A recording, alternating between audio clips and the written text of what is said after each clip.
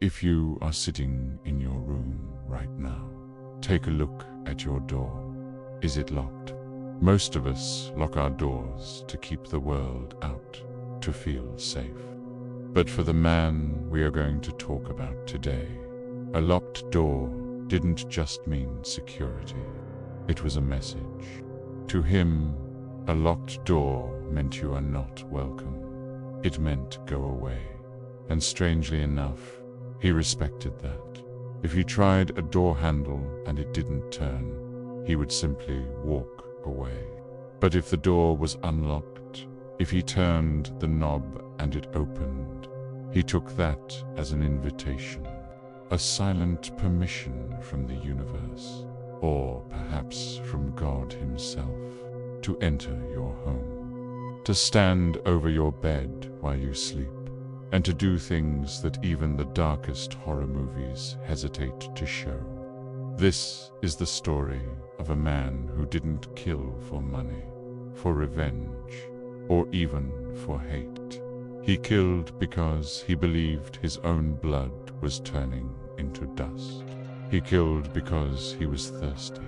This is the story of Richard Chase, the Vampire of Sacramento. To understand the monster, we have to look at the human, or what was left of one. Before the headlines, before the panic that gripped California in the late 70s, Richard Chase was a child who was already showing signs that something inside him was deeply, fundamentally broken. Psychologists often talk about the McDonald triad, a set of 3 behaviors in childhood that are strong predictors of future violent tendencies: bedwetting, arson, and cruelty to animals. Richard Chase didn't just check these boxes, he defined them. By the time he was a teenager, the wiring in his brain had already begun to short-circuit. But it wasn't just violence. It was a profound, consuming hypochondria. He was convinced that his body was failing him in impossible ways. He would complain that his heart had stopped beating, that his stomach was working backwards, that his cranial bones were separating and moving under his skin. But the most persistent delusion, the one that would eventually pave the road to hell, was about his blood. Richard became obsessed with the idea that his blood was disappearing. He believed it was turning into powder, evaporating, or being stolen by unseen forces. He could feel it, he said, a dryness in his veins, a hollowness, and in his twisted logic, there was only one way to replenish what was being lost. He needed fresh blood. At first, he didn't hurt people. He started small. He started with the creatures that couldn't lock their doors. In his late 20s, his mental state deteriorated so rapidly that he was institutionalized. He was sent to a psychiatric hospital, where the staff quickly realized that Richard was not like the other patients. He wasn't just depressed or hallucinating. He was dangerous in a quiet, unsettling way. The staff dubbed him Dracula, a nickname that was far more accurate than they realized at the time. There were incidents, dark incidents. He was caught capturing birds that landed on the window ledges of the hospital. He would snap their necks with his bare hands and drink their blood raw, right there in his room. When the nurses found him, his face smeared with crimson, he would look at them with a terrifying calmness. He wasn't angry.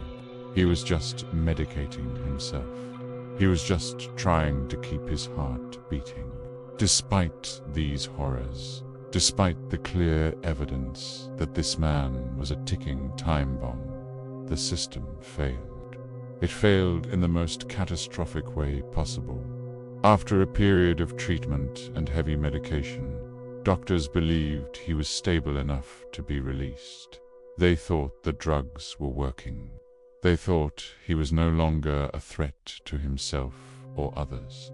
They were wrong. In 1977, Richard Chase was released back into the world. He was given a supply of medication and put in the care of his mother. But Richard didn't want a babysitter. He wanted his own space. His mother, perhaps in denial about the severity of her son's condition, helped him get an apartment. She paid his rent. She bought him groceries. She effectively set him up in his own private slaughterhouse. Once he was alone, off his medication, the voices returned. The delusions came back, louder and more demanding than ever. His apartment became a place of nightmares. If you had walked into that apartment in late 1977, the smell would have hit you first.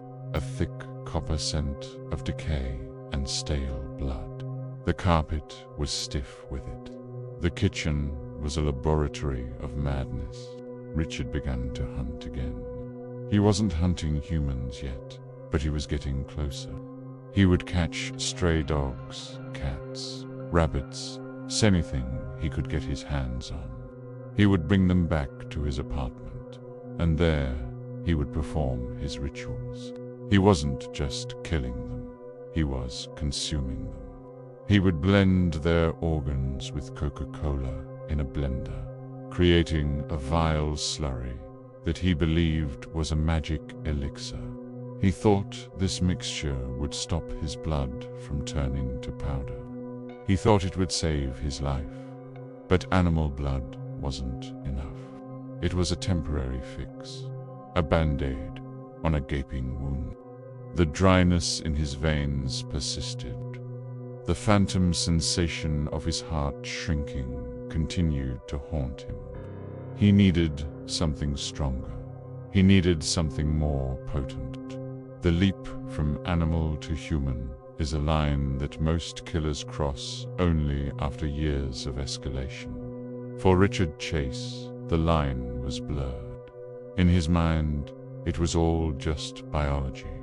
It was all just survival. He began to roam the streets of Sacramento, looking for signs, looking for opportunities. He was a ghost in a dirty parka, his hair matted, his eyes wide and unblinking. People would see him and cross the street. They sensed the wrongness radiating off him, but they didn't know. They didn't know that he was testing doors. They didn't know that he was checking handles. One day, an incident occurred that should have been the end of it, a warning shot. Richard was visiting his mother's house. The tension between them was palpable. His mother, seeing his deterioration, seeing the madness in his eyes, was terrified. During an argument, Richard became convinced that she was poisoning him. He believed everyone was against him. He stormed out of the house, his mind fracturing further. He got into his car, a beat-up Ford, and started driving. He didn't know where he was going. He just knew he needed to escape the invisible enemies that were stealing his blood. This was the transition period, the final days before the storm. Richard was armed now. He had acquired a .22 caliber pistol, a small gun, but deadly enough. He began to practice. He wasn't just killing animals with his hands anymore. He was learning to shoot. He would drive to isolated spots, shooting at cans, shooting at trees, visualizing the targets as the source of his pain. The police stopped him once during this time. They found him in a field, covered in blood, with a bucket of gore in his truck. It was animal blood. He told them he was hunting, because of a technicality, because he hadn't technically broken a specific law in that jurisdiction regarding the transport of animal remains. They let him go. They let him go. It is a moment that haunts the history of Sacramento law enforcement. The monster was in their hands. covered in the evidence of his madness, and they let him drive away. December 1977. The air in Sacramento was cold and damp. The holiday season was approaching. Families were buying gifts, decorating trees, locking their doors against the cold. But Richard Chase was not celebrating. He was deteriorating. His hygiene had vanished.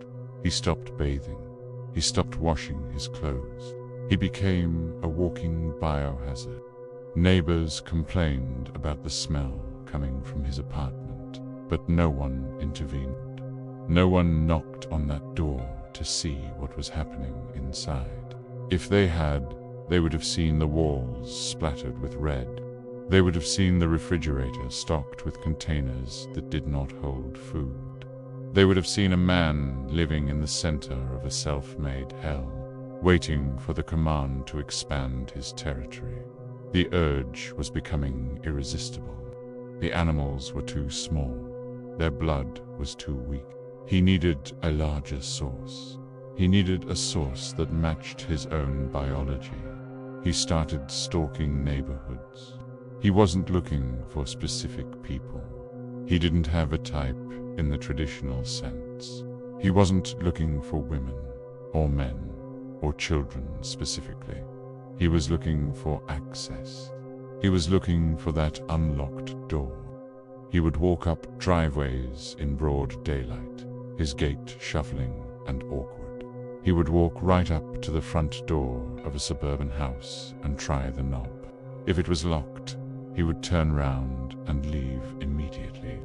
No frustration, no attempt to break in, just a simple acceptance of rejection. But if it opened, it was late December when he finally decided to cross the threshold. The practice runs were over. The vampire was ready to feed. He was driving through a quiet neighborhood, the gun heavy in his pocket. He wasn't looking for a confrontation. He was looking for a victim who wouldn't see him coming. He was looking for the first drop of the flood that was about to drown the city in fear. The psychological barrier that separates a man from a monster had completely eroded. Richard Chase was no longer Richard Chase.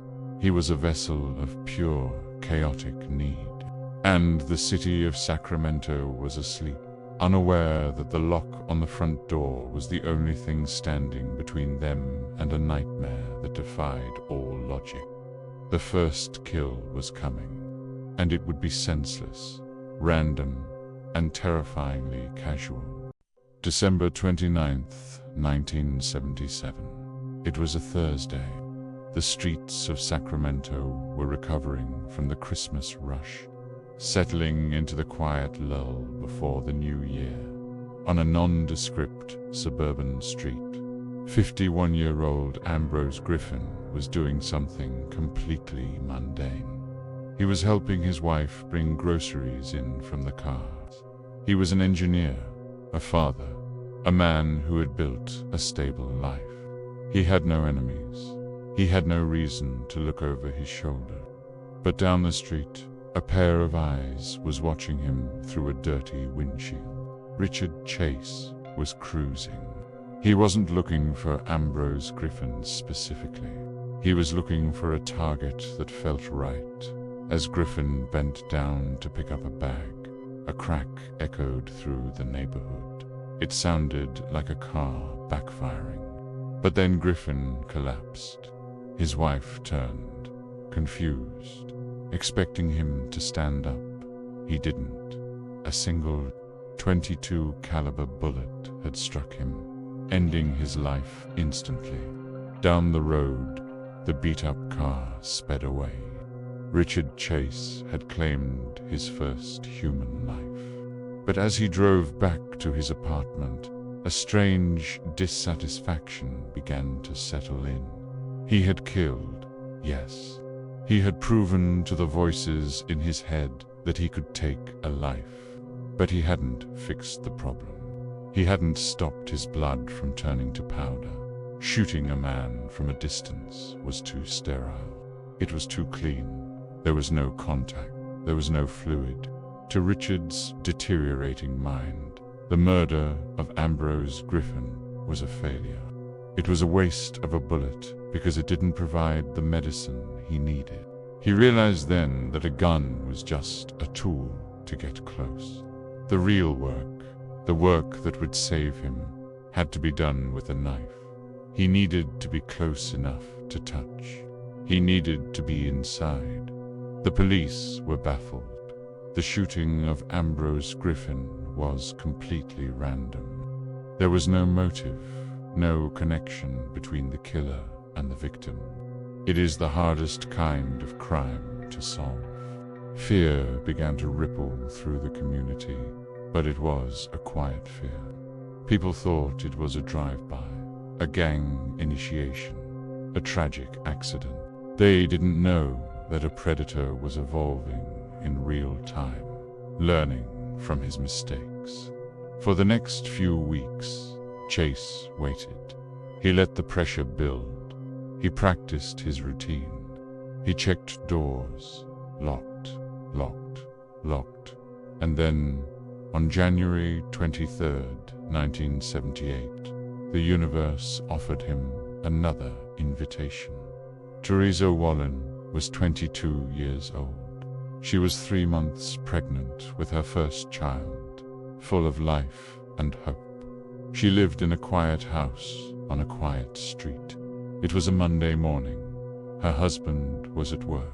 Teresa had gone out to take the trash to the curb.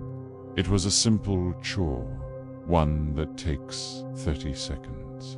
Because she was coming right back inside, she didn't lock the front door. Why would she? It was broad daylight.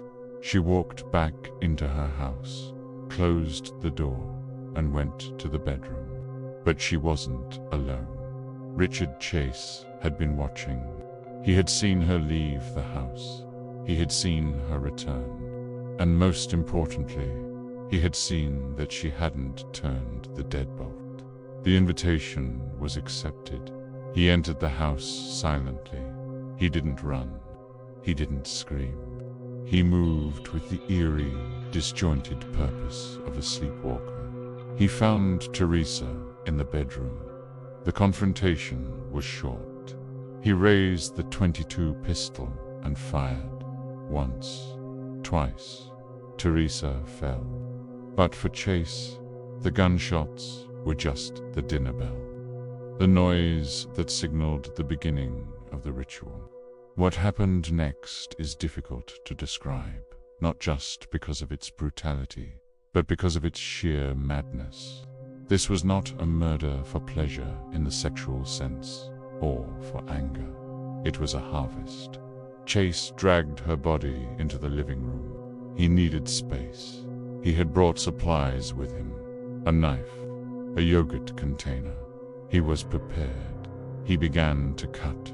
The violence that was inflicted on Teresa Wallen was the physical manifestation of a nightmare. He didn't just want to kill her. He wanted to consume her essence. He sliced open her abdomen. He removed organs with a crude, butchering efficiency. He cut out her kidney. He cut out her pancreas. And then he did the thing that earned him his name. He used the yogurt container as a cup. He scooped the blood from her open wounds and drank it. He drank until his face was stained red, believing with every swallow that he was refilling his own depleting supply. But the madness didn't stop at consumption. He began to smear the blood on his own face and arms, bathing in it. He felt energized. He felt the powder in his veins turning back into liquid. The delusion was being fed. In a final act of desecration, he found dog feces in the backyard and brought it inside, stuffing it into the victim's mouth and throat. To a rational mind, this is inexplicable evil. To Richard Chase, it was part of the chemistry. It was part of the equation he was trying to balance inside his broken brain. He stayed in that house for hours. He wasn't in a rush. He felt safe there. The door was unlocked, which meant he was allowed to be there. He wandered through the rooms, leaving bloody handprints on the walls, on the furniture. He was marking his territory. He was leaving a message, though it was a message written in a language only he understood. Eventually, the urge subsided. The hunger was satiated, for now. He gathered his things. He picked up the yogurt container, his chalice, and walked out the front door, leaving Teresa Wallen's body displayed in a scene of absolute carnage. When Teresa's husband returned home later that day, his life ended the moment he stepped through the door. The police officers who arrived at the scene were veterans. They had seen death. They had seen accidents. They had seen domestic violence. But they had never seen this. The first officer through the door vomited. The brutality was so extreme, so animalistic, that they initially thought a wild beast had broken into the house. But the gunshot wounds told a different story. This was human work. The investigation into the Wallen murder kicked into high gear, but the detectives were running into a wall of confusion. The profile was all wrong.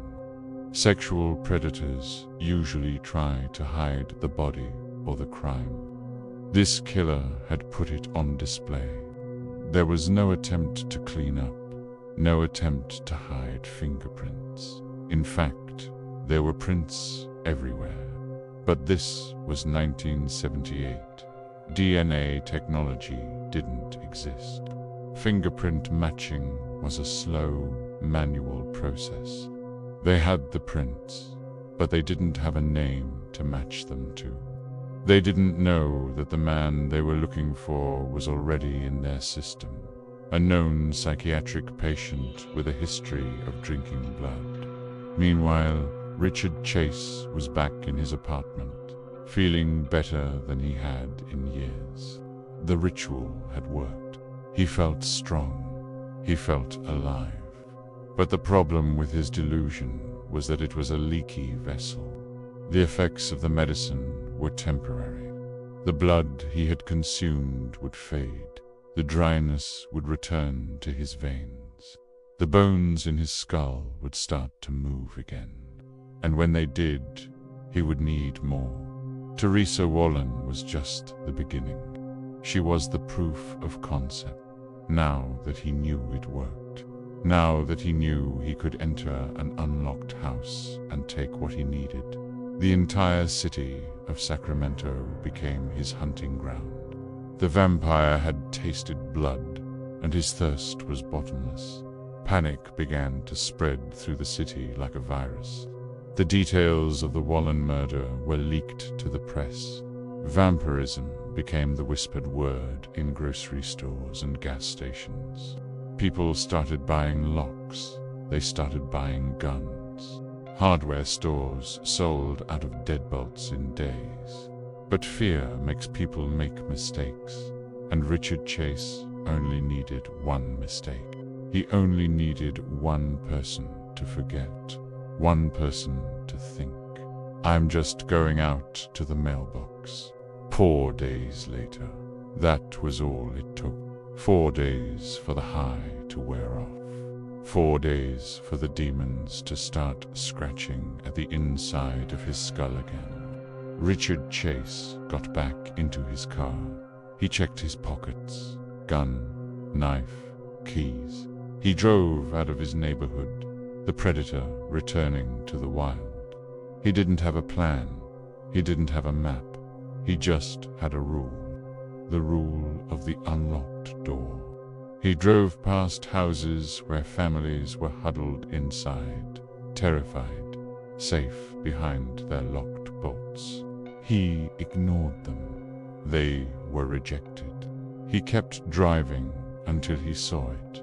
A house on a corner, a quiet place, and the front door. It wasn't just unlocked, it was slightly ajar. January 27th, 1978. 4 days after the butchery of Teresa Wallen, the city of Sacramento was holding its breath. But life had to go on. In a quiet neighborhood, 38-year-old Evelyn Mireth was at home. She was a mother, a friend, a woman known for her kindness. She was babysitting her nephew, a 22-month-old toddler named David. Her 6-year-old son, Jason, was there too. And in the living room, a family friend, Don Meredith, had stopped by to visit. It was a house full of life, full of noise, full of innocence. But the front door was unlocked.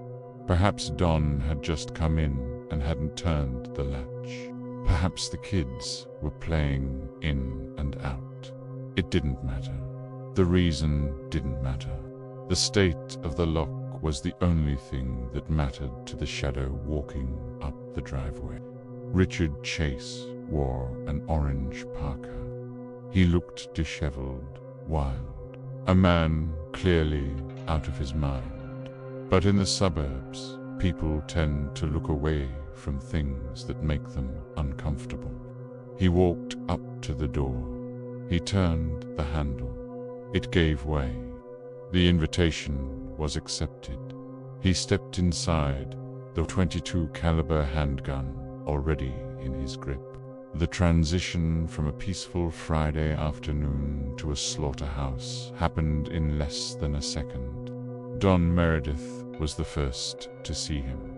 He was standing in the hallway, likely turning to see who had just walked in. He never got the chance to ask. Chase fired. The bullet struck Meredith in the head, dropping him instantly. He fell to the floor, his keys sliding from his pocket. Chase didn't pause. He didn't check for a pulse. He stepped over the body of the man he had just killed and moved deeper into the house, guided by the sounds of the children. He found Evelyn Mireth in the bedroom.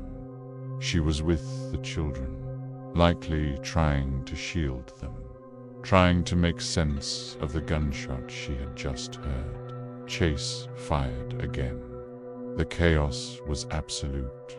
Within moments, Evelyn, 6-year-old Jason, and the toddler David were all silenced. The gun was empty, but the ritual was just beginning. The silence that followed the gunfire was heavy, broken only by the ragged breathing of the killer. He was surrounded by 4 bodies. A rational criminal would have fled. A rational criminal would have realized the magnitude of what had just happened and run for his life. But Richard Chase wasn't there to commit a crime. He was there to feed. He turned his attention to Evelyn. Just like with Teresa Wallen, he began the mutilation. But this time, the frenzy was more intense. The hunger was more desperate. He engaged in acts of necrophilia with the body, a final defilement of the victim. Then the cannibalism began.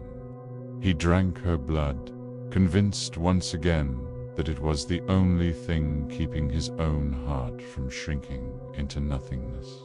But the blood wasn't enough. The delusion was demanding more. What happened next in that house is the reason Richard Chase is considered one of the most depraved killers in history.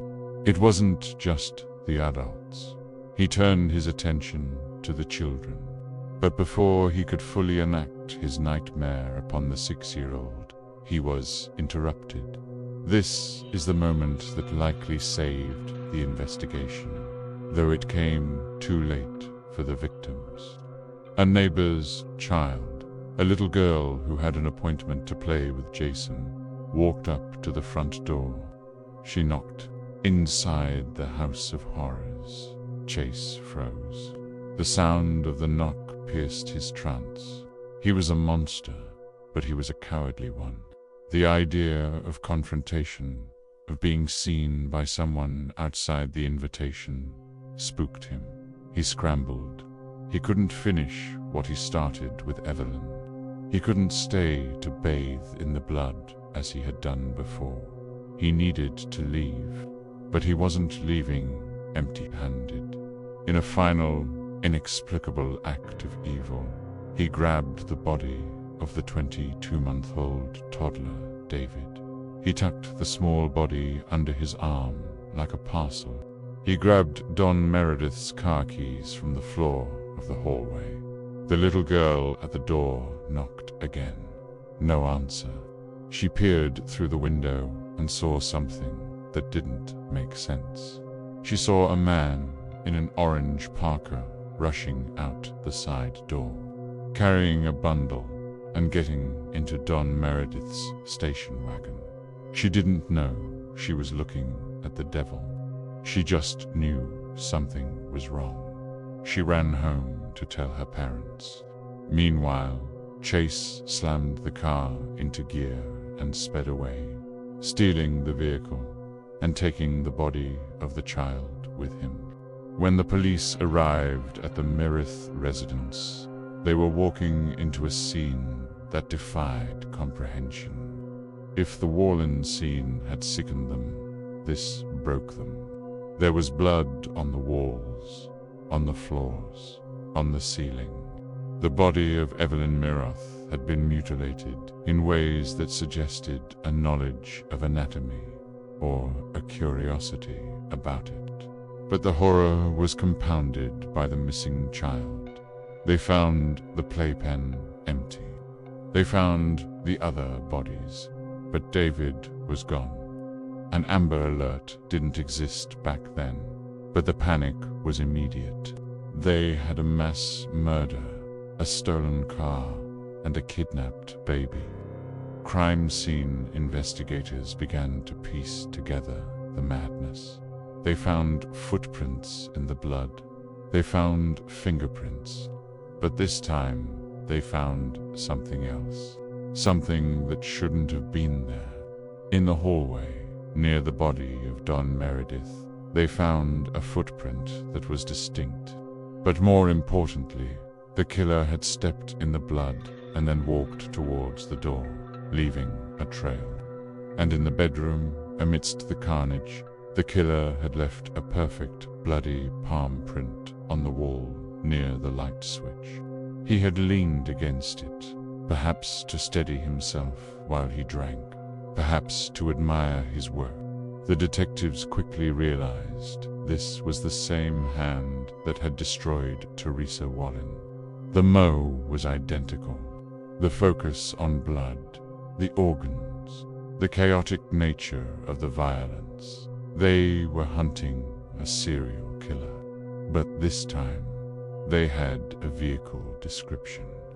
The neighbor girl had seen the car, a 1957 Plymouth station wagon. The police put out an all-points bulletin. Every officer in Sacramento was looking for that car. They knew the killer was fleeing. They assumed he was running for the border, trying to escape the state. But Richard Chase wasn't running. He wasn't trying to escape. To him, the police didn't exist.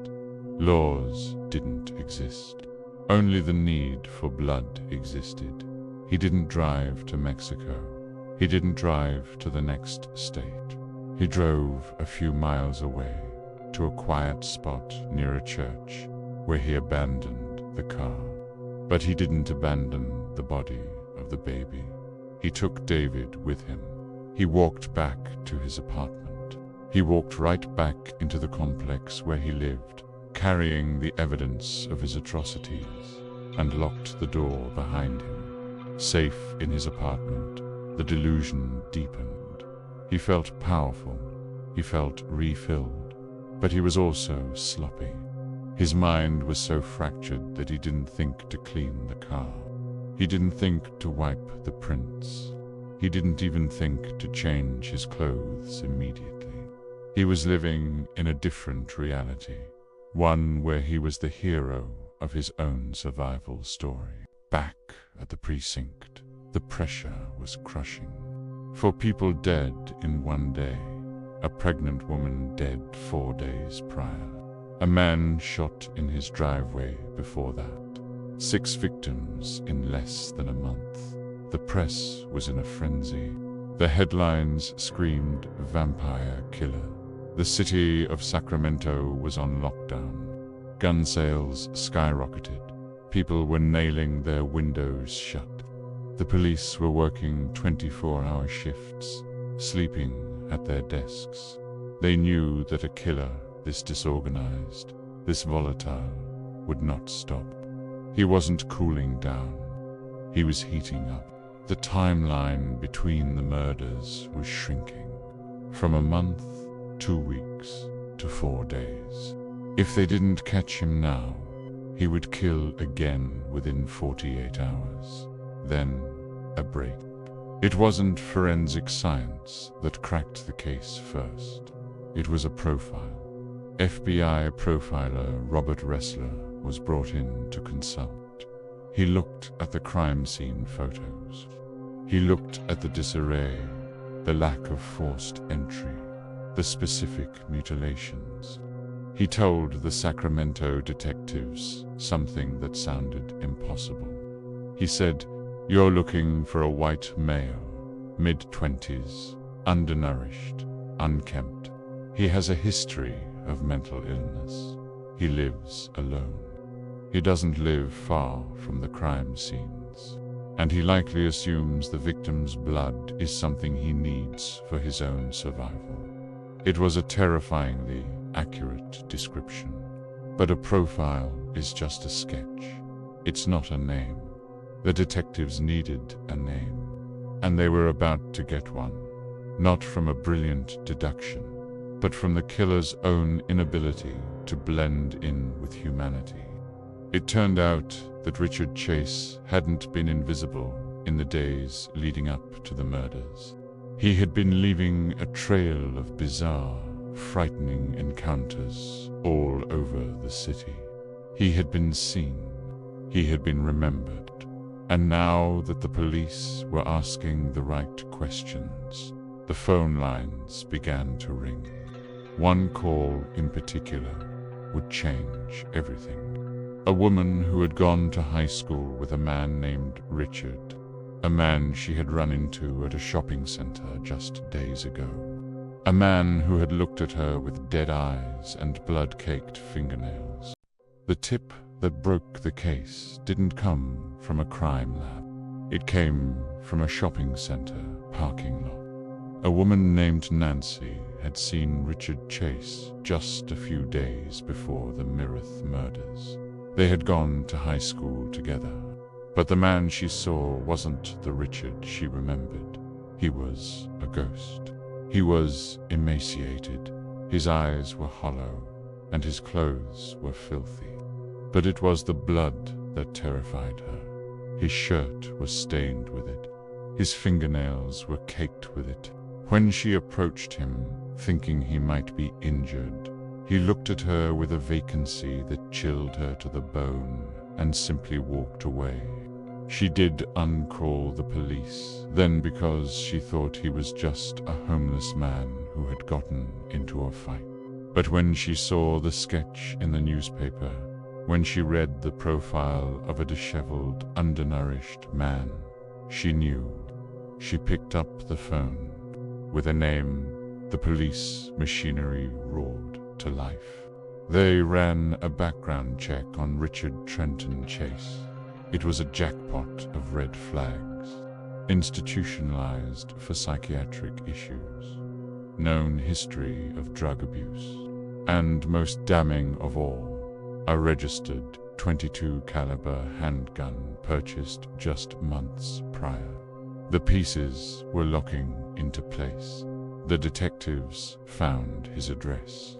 He was living in an apartment complex on Watt Avenue, less than a mile from where the Mirith family had been slaughtered. The monster wasn't hiding in a cave.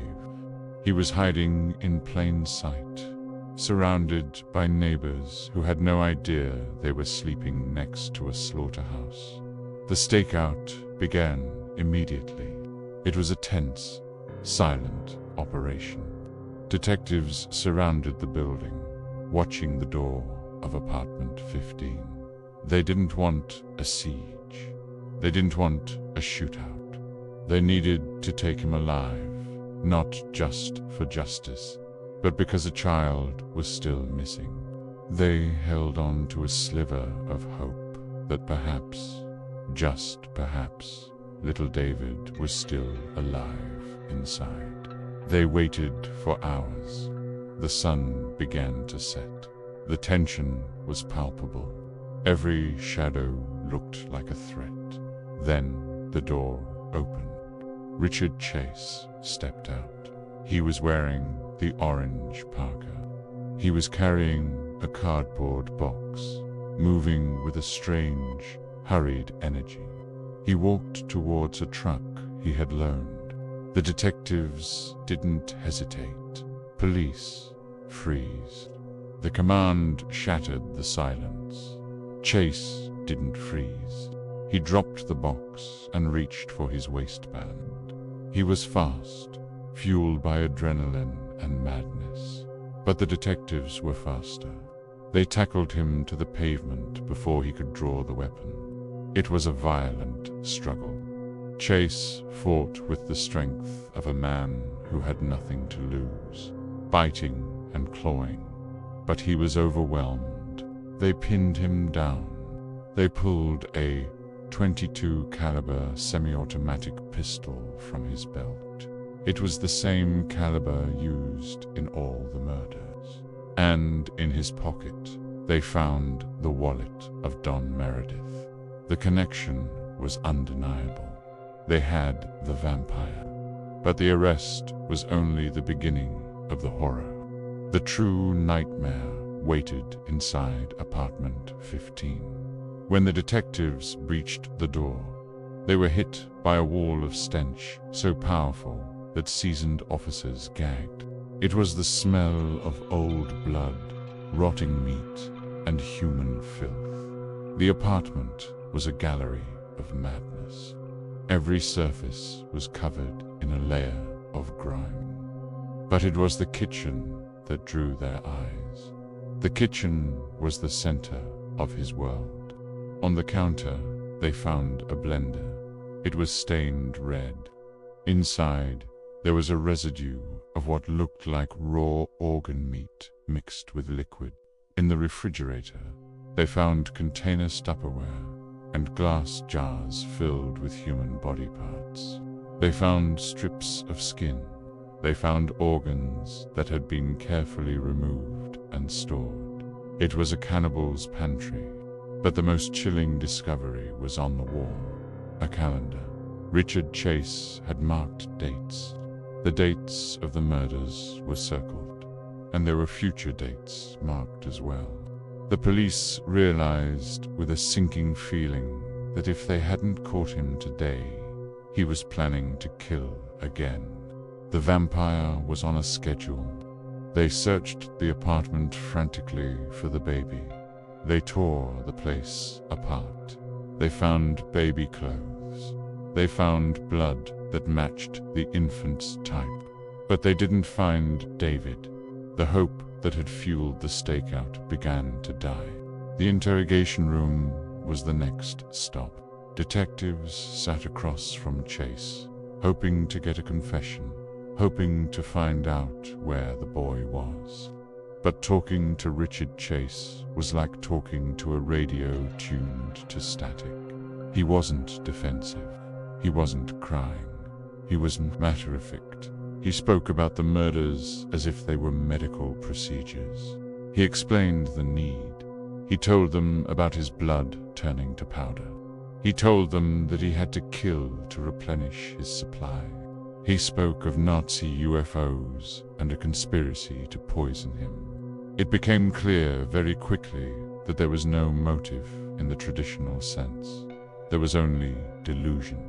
When they asked about the unlocked doors, he gave the answer that would haunt everyone who heard it.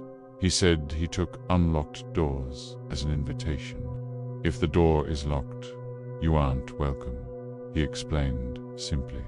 But if it's open, then they want you to come in. He admitted to the killings. He admitted to drinking the blood. But he wouldn't say where David was. He claimed he didn't know, or he rambled about energy and spirit. The detectives were desperate. They had the killer, they had the weapon, they had the evidence, but the final victim was still missing. The search for the toddler's body expanded. They searched dumpsters, fields, and drainage ditches. The city watched and waited, horrified by the details leaking out from the interrogation. The trial preparation began, and the defense was obvious: insanity. Not just legal insanity, but profound, undeniable madness. Richard Chase was clearly detached from reality, but the prosecution had a different angle. They argued that despite his delusions, he knew what he was doing was wrong. He wore gloves. He tried to hide footprints. He fled the scene. He tried to draw his gun on the police. These were the actions of a man who knew the consequences. A man who was evil, not just sick. But the final twist of the knife came months later. While Chase was sitting in his cell, drawing bizarre diagrams and complaining about his food, a gruesome discovery was made miles away from the apartment. A box was found near a church. Inside were the remains of little David. The vampire hadn't just taken a life, he had discarded it like trash. The discovery solidified the public's hatred. There was no sympathy for his mental illness anymore. There was only a demand for retribution. As the trial loomed, Richard Chase became a spectacle. He was terrified of the prison food, convinced the guards were poisoning him, just like his mother had. P would hoard his medications. He was a celebrity in the darkest corner of the human experience. The Vampire of Sacramento was behind bars, but the question remained: what do you do with a man who kills because he thinks he is dying? Do you cure him, or do you kill him? The jury would soon have to decide if a monster made of broken parts deserves to live.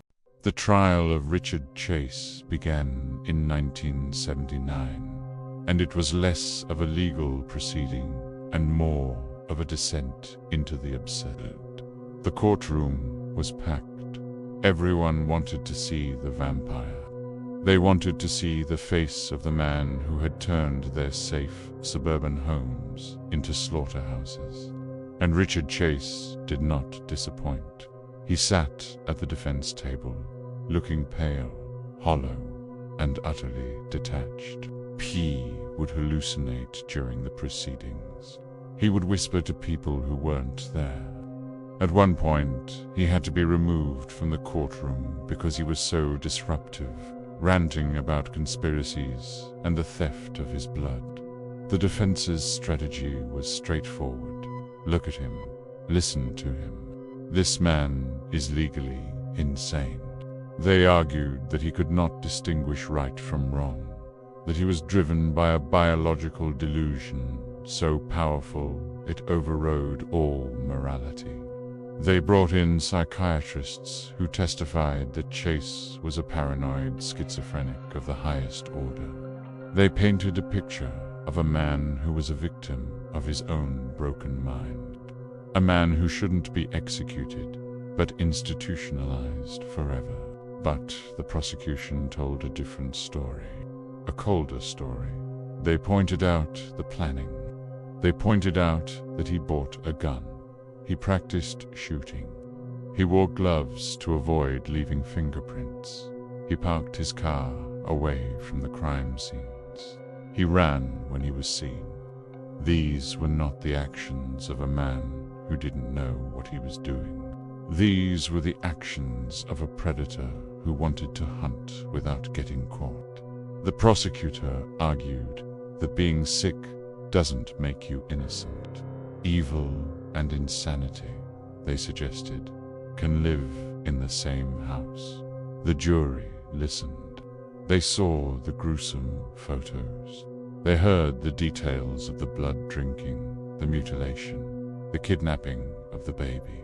And, in the end, the horror of the crimes outweighed the pity for the criminal. On May 8, 1979, the jury returned with their verdict: guilty on 6 counts of murder. The courtroom erupted, but Chase barely reacted. The sentencing phase was swift. The judge sentenced Richard Trenton Chase to die in the gas chamber. He was sent to San Quentin State Prison to await his execution. But prison is a cruel place for a man like Chase. He was a child killer. He was a vampire. He was at the absolute bottom of the hierarchy. Other inmates despised him. They taunted him. They told him to kill himself. And Chase, trapped in his cell, began to unravel even further. His hypochondria went into overdrive. He was convinced the prison guards were poisoning his food. He believed the Nazis were coming to get him. He lived in a state of constant, trembling terror. But the most terrifying thing about Richard Chase wasn't his death. It was the irony of it. The man who killed 6 people to keep his blood from turning to powder. The man who was so afraid of dying that he became a monster, eventually decided to end it on his own terms. He began to hoard his medication. The doctors prescribed him antidepressants and antipsychotics to keep him docile. But he didn't swallow them. He hid them. Day after day, pill by pill, he was building a stockpile. On December 26, 1980, almost exactly 3 years after his first murder, a guard found Richard Chase lying in his bunk. He wasn't breathing. He had swallowed his entire stash of pills in one go. The Vampire of Sacramento was dead. He didn't die in the gas chamber. He didn't die screaming for mercy. He died alone in the dark, killed by the very chemistry he had spent his life trying to balance. The story of Richard Chase is over, but the scar he left on the world remains. He changed the way we look at our neighbors. He changed the way we look at mental illness. But most of all, he changed the way we look at our front doors. Before him, an unlocked door was just an oversight. After him, it became a game of Russian roulette. Post-psychologists and criminologists have studied him for decades, trying to find a why that makes sense. Was it just the schizophrenia? Was it the drugs? Was it a failure of the system that released him when he was clearly dangerous? There are no easy answers, just a tragic trail of bodies and a city that lost its innocence. Tonight, before you go to sleep, you will probably walk to your front door. You will turn the deadbolt. You will hear that satisfying click of metal sliding into place. And maybe, just for a second, you will think of the man in the orange parka. You will think of the man who walked away when he found a door locked. And you will wonder, what if you had forgotten? What if, tonight, the invitation was left open? Because the scariest part of this story isn't the blood. It isn't the madness. It's the realization that monsters like Richard Chase don't need to break in. Sometimes we let them in. Sleep well and keep your doors locked.